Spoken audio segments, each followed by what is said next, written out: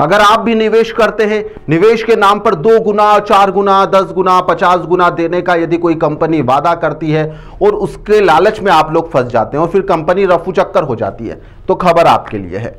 कई ऐसे मामले हैं, लगातार कुछ मामलों में पुलिस लोगों को पकड़ लेती है, अपनी पीठ ठपठपाने लगती है। ऐसा बताया जाता है कि ऐसी ठग कंपनियों के खिलाफ पुलिस सख्त से सख्त कार्रवाई कर रही है, लेकिन हकीकत इससे कोसों दूर है। यहां पर हम राजेंद्र जैन से आपको मिलाने वाले हैं। राजेंद्र जैन के साथ में यहां पर 35 लाख रुपए की धोखाधड़ी हुई है। पीएमओ से लेकर सीएम हेल्पलाइन सहित तमाम जितने भी विभाग है, वहां का दरवाजा वो खटखटा चुके हैं, वहां पर दस्तक दे चुके हैं, सभी जगह निवेदन, आवेदन, प्रतिवेदन से लेकर आग्रह कर चुके हैं। 1 साल नहीं, 2 साल नहीं, करीब 8 साल हो चुके हैं। 8 साल से अपने न्याय के लिए लड़ाई वह लड़ रहे हैं, लेकिन मजाल है कि कोई भी उन्हें न्याय जो है वह न्याय दिला पाए। सिवनी जिले के लखनादोन इलाके में रहने वाले राजेंद्र जैन यहां पर पिछले 8 साल से अपनी शिकायत लेकर दर दर की ठोकरें खा रहे हैं, यानी दर दर की ठोकर खाने के लिए मजबूर है।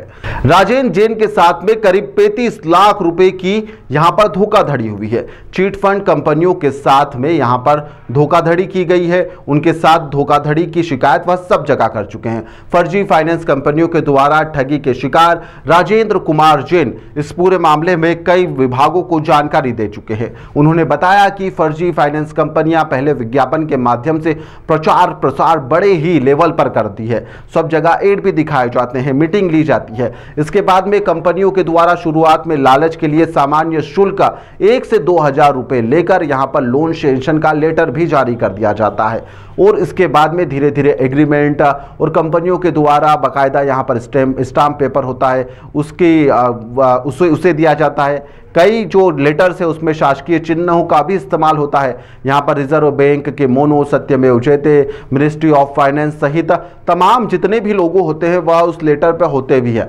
आपको ऐसा दर्शाया जाता है कि कंपनी एकदम असली है, आपके पैसे 2 गुना, 4 गुना, 5 गुना और आपके पैसों को पंख लग जाएंगे, आपके पैसे 2 गुना और 10 गुना हो जाएंगे। आपको अच्छा मुनाफा का लालच दिया जाता है और उसके बाद में यहाँ पर जब नहीं दिए जाते तो आप दर दर की ठोकरें खाने के लिए मजबूर हो जाते हैं। लोन सेक्शन पत्र जब इनका हुआ तो इनको जो पते उसके ऊपर लिखे गए थे उस पर इन्होंने पत्र भेजे, लेकिन उस पत्र से वापस वह पत्र आ गए, उससे कोई भी जवाब नहीं मिला।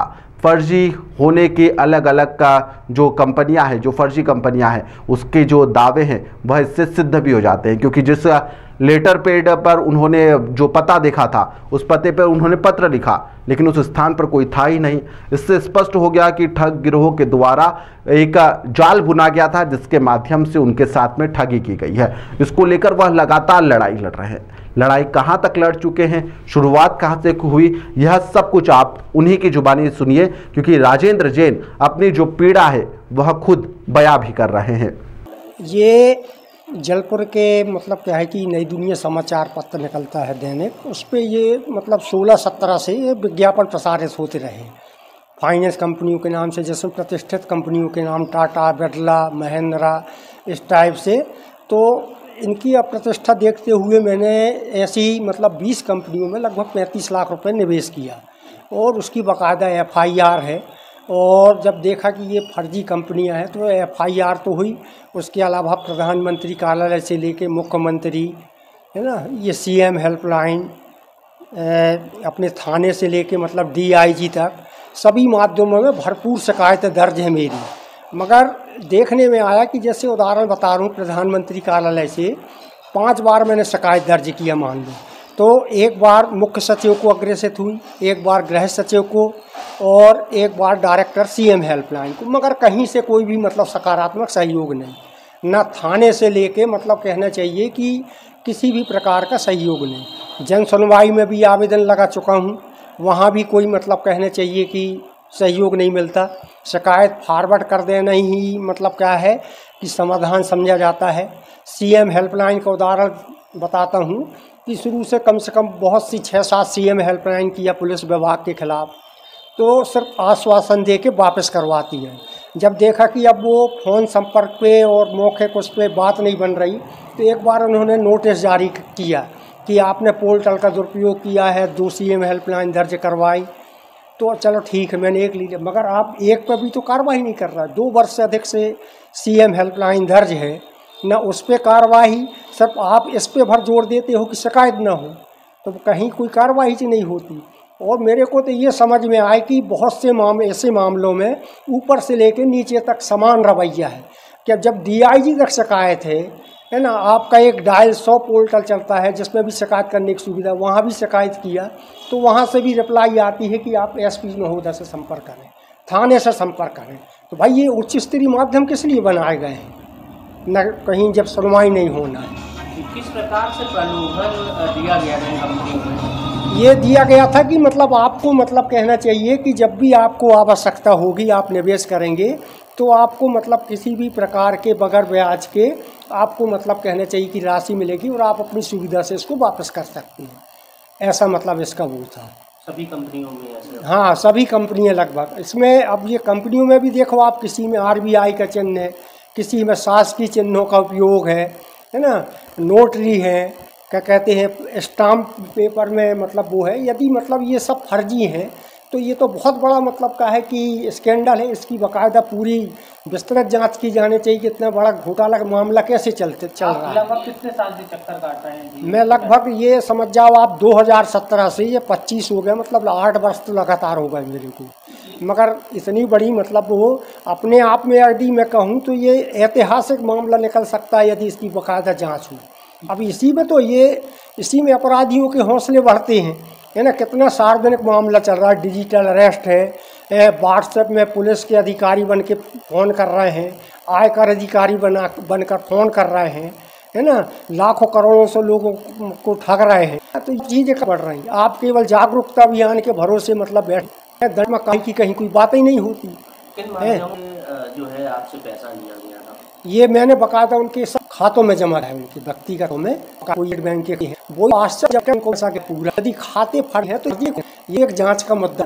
खाते फर्जी है, फर्जी मतलब RBI के मतलब मोनो का उपयोग, शासकीय चिन्हों का उपयोग, ये क्या कार्रवाई के आधार नहीं बनते? फर्जी विज्ञापन बड़ा स्कैम है। हाँ बिल्कुल। RBI अब मतलब क्या है कि भी मान रही है, मेरे को रिटर्न में दिया है कि ये फर्जी विज्ञापन मतलब प्रसारित किए जा रहे हैं प्रतिष्ठित कंपनियों के नाम से। आपने पुलिस विभाग को लिख के पीछा छुड़ा लिया। जब आपको बैंकिंग गैर बैंकिंग क्षेत्र में अधिकार है तो आपको तो दखलंदाजी देना था ना कि भाई ये मतलब कैसे चल रहा है। क्या चाहते हैं? हाँ बिल्कुल, मैं चाहता हूँ कि मेरी जो निवेश राशि हो और इस प्रकार के सार्वजनिक धोखेधड़ी के कारण में उच्च स्तरीय दंडात्मक कार्रवाई हो जिसमें ये सब बंद हो, है ना। लोग जो लाखों करोड़ों से बर्बाद हो रहे हैं वो भी सेफ रहे, है ना। मेरे द्वारा जो शासन प्रशासन से निजी साधनों से मतलब मेरी आर्थिक क्षतिपूर्ति की मांग की गई है उसकी पूर्ति की जाए। जन सुनवाई में 3 बार जा चुका हूँ मैं, कहीं कोई सुनवाई नहीं होती। मेरा नाम राजेंद्र कुमार जैन है, वार्ड नंबर 9 लखनऊ जिला सिवनी में रहता हूँ।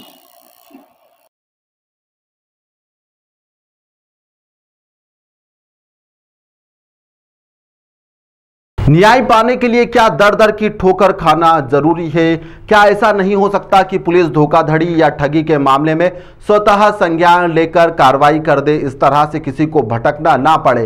क्या PMO से लेकर CM हेल्पलाइन तक शिकायत करना जरूरी है? क्या न्याय पाने के लिए इतना ज़्यादा लड़ाई लड़ना जरूरी हो चुका है?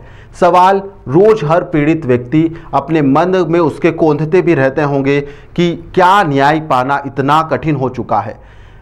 फिलहाल यह अब देखना होगा कि 8 साल से न्याय की आस देख रहे राजेंद्र जैन को कब, कैसे और कौन न्याय दिला पाता है, कौन सा विभाग। जी हाँ, क्योंकि सभी विभागों में वह शिकायत कर चुके हैं, लेकिन आखिरकार उन्हें न्याय कौन और कब और कैसे दिलाएगा, यह देखने लायक होगा। फिलहाल के लिए इस खबर में इतना ही। आप देखते रहिए द लपेटा।